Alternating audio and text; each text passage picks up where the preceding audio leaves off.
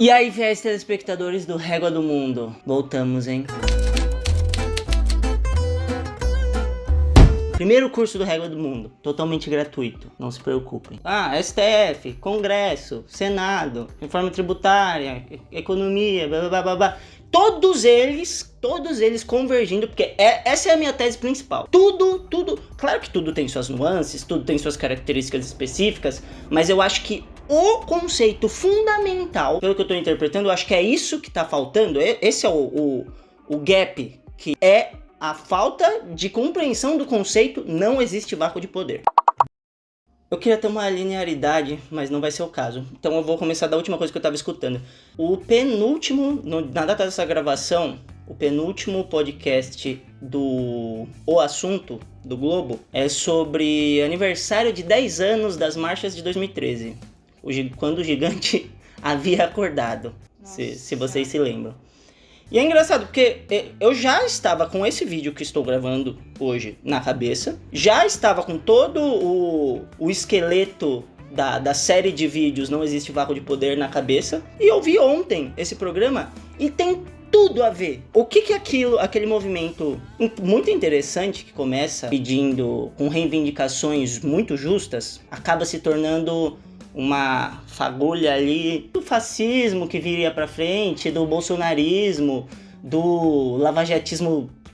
Apesar das reivindicações obviamente justas e de toda a manifestação e daquela convulsão popular ser completamente justificada pelo momento que estava passando, pelo segundo mandato desastroso da Dilma, e era Copa do Mundo, um monte de obra superfaturada, blá, blá, blá, blá, tudo aquilo que a gente já sabe, ela demonstra com muita clareza o pensamento político. É mais ou menos de uma criança da quinta série, e de uma criança da quinta série com pouco interesse em história e geografia. Não é porque se ela tiver um pouco mais de interesse, afirmo que é acima. Por quê? Se você vai para uma manifestação e com todas aquelas reivindicações válidas, e o símbolo que fica daquilo, e vocês podem pegar aí, como que era o grito de guerra? Não tem partido, era isso? Alguma coisa assim? Não sei se esse era o ritmo, se essa era a melodia, mas era assim: aqui não tem partido, contra tudo e contra todos. Aquilo, apesar que é um conceito muito antigo, o nem de som, nem direita, nem esquerda, é uma b****, que já vem já muito tempo atrás, mas aquela manifestação, aquele momento, deu voz. O símbolo daquele momento é o nem direita nem esquerda, eu quero meu Brasil pra frente. O meme como vem dali, meu partido é o Brasil, isso é de uma b****, atroz. Mas é o pensamento realmente. Se você for ver uma avaliação de como a sociedade... faz sentido, baseado que a democracia brasileira vem da Constituição de 88, e que imagino que os anos de sociedade não sejam iguais, tem que ter uma taxa de conversão igual a anos de cachorro, não sei quanto. É um tema interessante para algum cientista político aí, fazer quanto tempo a taxa de conversão do tempo de uma democracia, a taxa de conversão para o tempo de vida de um ser humano. Eu acho que a gente tá nos 12 anos, mais ou menos aí. Por que eu tô fazendo todo esse link? Não existe, por conceito, por definição, não existe vácuo de poder. Não existe, não tem como.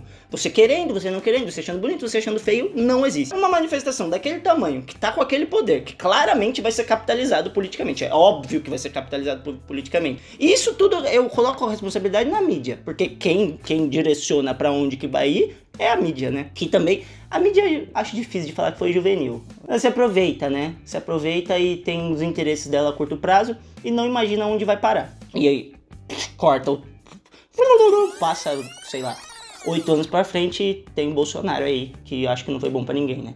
Mas desde aquela época já não existia vácuo de poder e já tava pra direita, né? Então, não é que tava pra direita. Nem esquerda nem direita, já era direita. Sim, na prática sim, mas o que eu quero dizer é que era genuíno. Quem tava lá realmente tava falando não quero nem direita nem esquerda. Ninguém que tava cantando isso, ou tava pedindo, tava falando que não quero nem direita nem esquerda, mas no fundo querendo a direita. Eu não acredito nisso, não era esse o ponto do cinismo. Era só b****ice, onde acreditar que tá tudo errado que tá aí, nem direita nem esquerda, eu quero meu Brasil pra frente. Tá, cara pálida, então quem que vai... É como se você tirasse tudo que tá ali, e aí, não sei, se o Espírito Santo que fosse ocupar esse lugar de poder, porque É igual você tá, sei lá, quando você tá muito mexendo no computador. Você tá mexendo no seu computador e você tá estressado com o trabalho. E aí você tá muito puto que aquela aba do Excel não abre, ou que travou o Outlook, ou qualquer assim.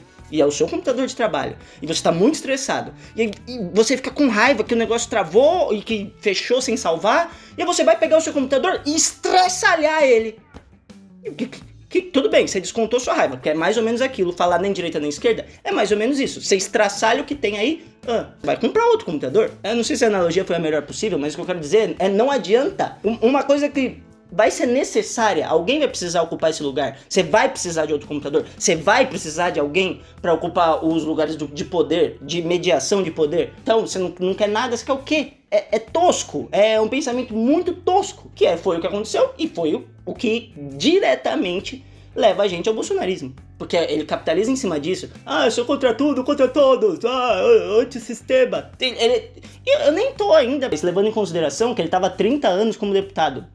Que ele tava 30 anos como deputado. Realmente ele era, todo mundo sabe que ele era baixo clero, ele ficou 30 anos, não passou nada. Então, apesar de tosca a afirmação de que ele seria um candidato antissistema, por passar a vida inteira, informação, o Bolsonaro nunca trabalhou, o Bolsonaro nunca fez porra nenhuma. Ele saiu, entra no exército, ou seja, funcionário público, né, o Estado que pagou, sai do exército como um capitão de merda, com 1 milhão de relatórios de superiores dele falando que era insubordinado, que era burro, que era tosco, que isso e aquilo, e vira deputado. Então, assim, o que a gente chama de trabalhar, a direita, pelo menos, adora falar que funcionário público não trabalha, só mama nas tetas do governo. Pois é exatamente o que o Bolsonaro fez durante a vida inteira. Mas nem é disso que eu tô falando. Realmente, se a gente levar em consideração que o poder era de quem... O Bolsonaro nunca teve um grande poder na Câmara, mesmo estando todo esse tempo como deputado. Então, ele até era um candidato meio antissistema. Pode partir dessa premissa. Só que isso é muito idiota. Isso passou em 2021, durante o mandato do Bolsonaro. A lei de autonomia do Banco Central. Eu tava assistindo hoje o Roda Viva da ex-deputada federal Maria Conceição Tavares, ex-deputada federal do PT. Uma das melhores entrevistas já concedidas por um político na história. Eu já tinha visto vários cortes, mas eu nunca tinha assistido inteiro. Já tinha visto corte dela dando aula, já tinha visto corte do próprio Roda Viva, mas nunca tinha assistido inteiro. Assisti. É engraçado que ela fala, a Mariana tá de prova aqui. Na hora que ela falou, deu um pulo, deu um grito do sofá e a Mariana tava no quarto e aí eu fui falar pra ela. Ela fala exatamente o que eu gritei quando em fevereiro eu tava escutando o Café da Manhã da Folha de São Paulo sobre, sei lá o que tinha acontecido naquela semana. O Lula tava brigando com o Roberto Campos Neto, presidente do Banco Central, e sobre a autonomia. E aí a Folha de São Paulo fez uma entrevista com uma analista de economia. Não, porque vamos falar aqui da economia do Banco Central, blá blá blá blá. Economia do Banco Central? Economia não, autonomia do Banco Central. E quando ela começa a falar de autonomia do Banco Central, aí ela fala, não, porque aquela lei é muito importante, porque é a autonomia do Banco Central, ele precisa seguir, a única coisa que o Banco Central precisa seguir, o que está no mandato dele, que é a meta da inflação. Ponto. Teoricamente, no Brasil, é só isso. Sendo que outros bancos centrais do mundo não é só a meta da inflação. O que não faz sentido nenhum, no meu ponto de vista, que não sou economista, mas é só parar pra pensar um pouquinho, você colocar como meta única, exclusivamente, colocar como meta assim, colocar como objetivo de um mandato de um presidente do Banco Central, é uma puta de uma ferramenta, a única coisa, o objetivo dele é atingir a meta da inflação. E descolar isso de todas as outras coisas que, obviamente, têm consequência. Como, por exemplo, no Banco Central estadunidense, que além da meta da inflação, tá na meta, tá nos objetivos do Banco Central, a queda da taxa de desemprego. Porque tem que estar junto, porque se são coisas que estão intrinsecamente ligadas, como que você vai separar? Bom, mas no do Brasil é separado. Mas nem era esse o ponto que eu tava falando. Quando eles começam a falar, e essa analista política, analista econômica aí da Folha de São Paulo, que, aliás, geralmente os analistas, só uma crítica aleatória, da Folha de São Paulo, ainda são menos mal, porque que se você vai ouvir os especialistas que o Globo chama no podcast do assunto, aí eu perco o cabelo de escutar o que eles estão falando. Não, é porque para garantir a independência, e aí ela explica com as palavras dela lá, que tá certo, essa garantia de independência, eu gritei com fone de ouvido, independência de quem? Como assim independência? O Banco Central vai ser um ator, uma instituição à parte do mundo. É como se ela fosse extraterrestre, como se ela fosse cósmica, com vontades próprias, com interesses intrínsecos ao ser do Banco Central. Essa é a conclusão óbvia que alguém que fala uma frase dessa, é isso que ela está querendo dizer. Porque como assim independência? Vai sempre alguma coisa, ou uma instituição financeira, vai servir aos interesses de alguém. E quando ele diz autonomia ou independência, está falando o que ele quer dizer? A independência do executivo, ou mesmo do Congresso. Só que isso não faz sentido nenhum. Se você tira a resposta do Banco Central ao Congresso ou ao Executivo, que é o poder político, eleito, e é por isso que ele é eleito, porque é a mesma coisa que você falar, não, nós queremos um Congresso independente. Independente de quem? Da população? Vai fazendo escala, então. O Congresso responde à população, que é quem o colocou lá. O Banco Central deveria servir à nação, em teoria. E é o que não é falado. E é uma coisa tão simples que acho que é isso. Eles partem do pressuposto que todo mundo é muito imbecil. Se ele é independente do Executivo, se ele é independente do Congresso, quem é o outro ator que sobrou? Uma chance pra você acertar. O único outro ator que sobrou. Tempo. Pode responder, por favor. O setor privado. Porra! Isso seria para qualquer instituição, de qualquer natureza. Um banco? A quem o banco vai servir, meu amigo? Se ele não está servindo ao interesse público, a quem outro o banco vai servir? Mas então, assim, se vai passar esse tipo de coisa aí com esse congresso de comensal da morte que a gente elegeu, que claramente é isso, mas pelo menos faz as claras, então. Então fala assim, não, é autonomia porque o Banco Central vai servir ao interesse privado, e é isso. Porque, gente, é uma palhaçada, é absurdo. E eu fiz toda essa volta pra falar que eu tava escutando, eu tava vendo, por acaso também não sabia, a entrevista da Maria da Conceição no Roda Viva, e ela fala ipsis literis, isso, igual, é o mesmo problema, que é a mesma coisa que já estava sendo discutida. É engraçado até, o cara que acho que ela discute sobre isso, eu acho que é analista político, era da Folha de São Paulo. Tem um monte, né, no Roda Viva. Em 95 essa entrevista, tem vários. Por acaso que ela tá falando sobre esse assunto, eu acho, salvo engano, que era da Folha de São Paulo, novamente. E olha como é engraçado. Folha de São Paulo essa, que é comunista aos olhos do bolsonarismo, né? 27 anos depois, estamos... Igual, meu amigo, igual. Fica nesse cinismo tosco aí de independência. Porque o Lula...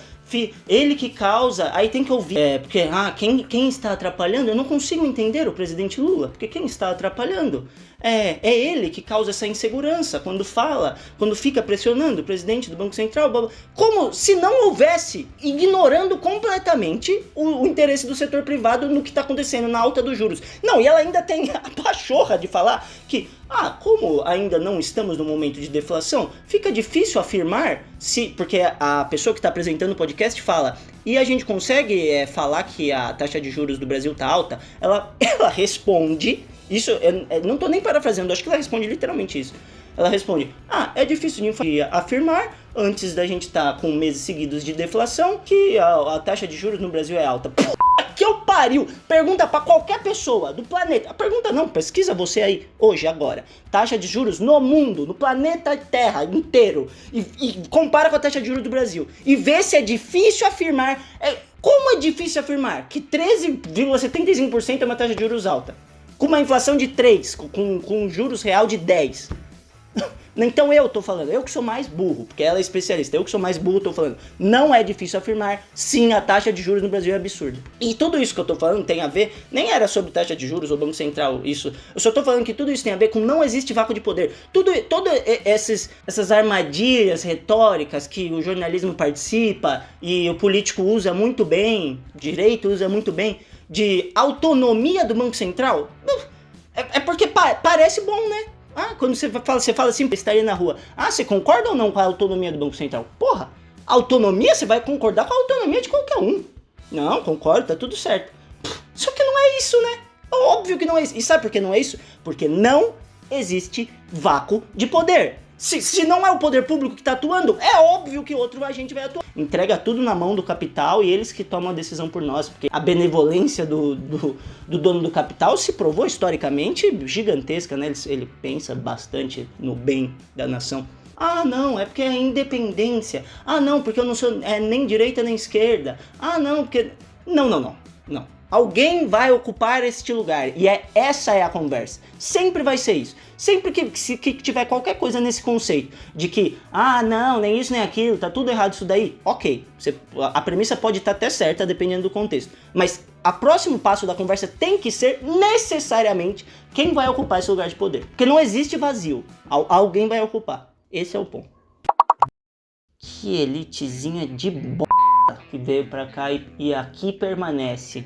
O Brasil é um grande caso de estudo. Acho que no futuro, quando... Imagino, né? Não tem como saber como o futuro será. Mas mais interligado. E aí a gente for estudar os mecanismos de poder e de política arcaicos da sociedade, que eu imagino que a gente tenha evoluído muito nisso, no conceito de democracia, e a gente for ver o que foi feito no Brasil, vai ficar não, é escancarado o quanto a elite brasileira odeia o Brasil. É um ódio que eu nunca vi antes, assim, porque, por exemplo, os Estados Unidos da América, nação a qual tenho pouquíssimo, politicamente falando, economicamente falando, tenho pouquíssima afinidade. Ainda assim, é incomparável o trato da elite para com o Estado norte-americano, da nossa elite com o Estado brasileiro. É triste. E o triste é ver que em 95 a deputada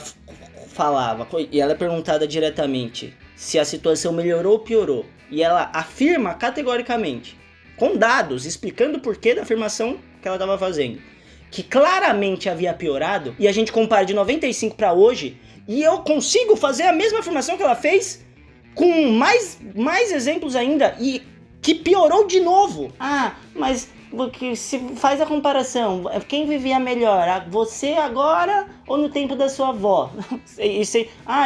Como o mundo era melhor o quê? Agora ou 100 anos atrás? Sempre vai ter essa comparação imbecil, que é para justificar o capitalismo do jeito que é, o acúmulo de riqueza do jeito que está. Sempre vai ser esse o exemplo, que isso é só a tecnologia avança infinitamente, a geração de riqueza avança infinitamente. Está partindo de que a desigualdade aumentou muito.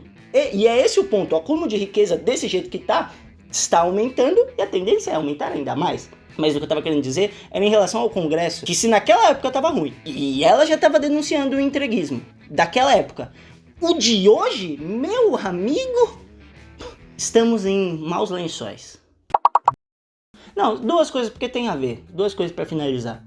Na pizzaria GDR, jantando em família, a maioria da galera mais velha, a galera mais nova nem se metia muito a falar disso. A galera mais velha, obviamente, a favor. Ah, não, porque tá certo, as manifestações, é um absurdo.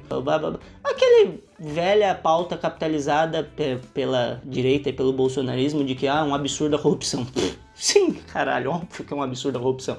Mas, o meu ponto, já naquela época, e acertei. Vou reivindicar até o fim da minha vida que acertei. E não precisava ser gênio pra ter acertado isso. Apesar de muita gente da mídia aí, muita gente grande, muita gente que eu até gosto e acompanho hoje em dia, caiu nessa, e eu parto do pressuposto da idoneidade de quem tava caindo naquele momento. Não foi, eu acho que não tem nenhuma teoria da conspiração aí, não era por interesse, caiu porque caiu mesmo. Então vou até valorizar um pouquinho o meu passe de ter interpretado, apesar de não ter achado grandes coisas. Pra mim era bem óbvio, aquilo não era sobre corrupção.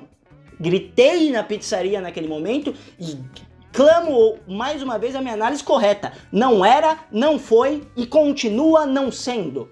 Contra a corrupção? A frase é engraçado como os conceitos se encaixam. Igual independência de quem? Refaço a pergunta. Contra a corrupção de quem? Porque como assim contra a corrupção? Contra a corrupção claramente não era. Porque se tudo que sucedeu tá mais do que claro, toda a corrupção envolvida, e tá todo mundo cagando, o Deltan e o Moro estão aí ainda, querendo pagar de... Essas duas pessoas, eu tenho nojo. De tudo que aconteceu. Eu afirmo isso em rodas. A Mariana e amigos mais próximos falam pra eu não citar publicamente porque pode pegar mal, mas afirmo publicamente aqui. Eu tenho muito mais nojo do Deltan e do Moro do que do Bolsonaro. Tá claro e registrado. Muito mais. Infinitamente mais. E se eles ainda estão pagando com tudo, do jeito que tá, como se fossem grandes bastiões do combate à corrupção, aí você fala assim, tá bom, então é isso, né? Então, esse é o resumo da ópera. Era aquilo, contra a corrupção. Entendi. Porque contra a Dilma não se tem nada, absolutamente nada, rigorosamente nada. Aliás, adversários políticos que criticam ela duramente em N aspectos, já vi em entrevista, afirmam: eu sou honesta. Se tem uma coisa que eu posso falar da Dilma é que era honesta. Zero. E ela caiu e o grito da época era contra a corrupção. Tá bom, sou otário. Contra a corrupção. Fechou. É isso sim. Qual era o outro ponto que você falou? Mas lá em 2014 estava fazendo campanha no Facebook, abertamente para o Aécio, criticando a Dilma inúmeras vezes. Eu lembro especificamente de um post dele em que a manchete, também não sei se era exatamente com essas palavras, mas parafraseando, o ponto era: artigo mostra não sei o que é necessário para o crescimento do país. Pode-se afirmar que é necessário primeiro o crescimento, depois a distribuição de renda. Naquela época já, essa pessoa especificamente excluída do Facebook, não só por esse post, mas por vários outros, que eu me irrito. Não tô falando que você deva fazer isso, é uma atitude até ruim minha, mas é que me faz mal ler esse tipo de burrice. Eu só estou citando isso porque eu achei engraçado que em 95, nessa entrevista do Roda Viva, ela fala exatamente isso, que é uma falácia. Era uma falácia em 95, era uma falácia antes, era uma falácia em 2014, continua sendo uma falácia. Porque não cresce, agora eu tô citando exatamente o que ela falou, não cresce nem distribui, tampouco distribui. E é isso, e seguimos, é exatamente a mesma coisa. Vê as entrevistas antigas do que estava acontecendo lá, aí o que aconteceu a situação que ela narra em 95, a situação que acontece em 2013 e 2014, e a situação que a gente tá hoje, aí você fala assim: o Cazuza estava certo. Esse país é um museu de grandes novidades. É igual. Você muda uma palavrinha, outra, não sei o que, um termo aqui, um termo ali, e a gente segue na mesma. O que era aquela coisa que eu falei que eu voltava pra cá depois, que eu tinha uma coisa que eu queria falar? Boa, era sobre isso. Agora pra fechar, agora é sério, agora é realmente pra fechar. Esse fenômeno, esse já não tem mais tanto a ver, mas é que eu quero falar. Muita gente que votou em 2022 no Lula, e que eu sei que em 2018 votou no Bolsonaro, e eu sei que em 2014 votou no Aécio. E assim, numericamente, nem esse fenômeno nem faz tanto sentido, ele nem é tão expressivo, né? Porque a diferença do Bolsonaro e do Lula foi muito pequena, então nem é como se tivesse tanta gente assim, mas tô falando, é uma anedota, pelo menos da minha bolha, que eu percebi que isso aconteceu. Mas também é pautado na realidade, porque um dos podcasts que eu ouvi, eu lembro de uma analista política falando que a campanha em dado momento da campanha de 2022, se tornou cool votar no Lula, pelo menos nas grandes metrópoles. Teve um pouquinho disso, a campanha do Lula conseguiu pegar esse hype, assim, de que era descolado. Do mesmo jeito que foi descolado, meu Deus, como era descolado falar mal do PT em 2014. Não que não seja hoje, mas tá entendendo o que eu tô falando? Teve uma onda de ser cool falar que ia votar no Lula em 2022. O que, assim, ótimo, ajudou a ganhamos a eleição. Gente, em campanha é guerra, ponto final. Entende? Você ganha. Se campanha, você faz e se ganha. Acabou. Agora, não estamos em campanha. A gente pode analisar friamente. Você tem que saber por que você está votando. Por isso que eu voltei nisso, para citar como exemplo algumas pessoas que eu tenho na cabeça, que ótimo que vocês votaram no Lula, mas por que vocês votaram? É isso que... Porque assim, não adianta nada. Assim, você votou... Entendeu? Entenda o porquê que você votou no Lula. Tem que ter uma consciência maior do que você está fazendo e por que você está fazendo. Não só fazer por fazer, porque senão daqui passa 4, 8 anos volta um equivalente aí ao Bolsonaro. Bolsonaro não será, porque será inelegível, quiçá preso, se Deus quiser. Mas é isso, era só isso. Eu queria só lembrar, porque tem muita gente que eu sei que votou no Lula, e ótimo que votou no Lula, mas ela não entendeu a importância de ter votado no Lula. E eu acho tão importante quanto ter votado no Lula, saber a importância do seu voto no Lula em 2022. É isso, esse é o final.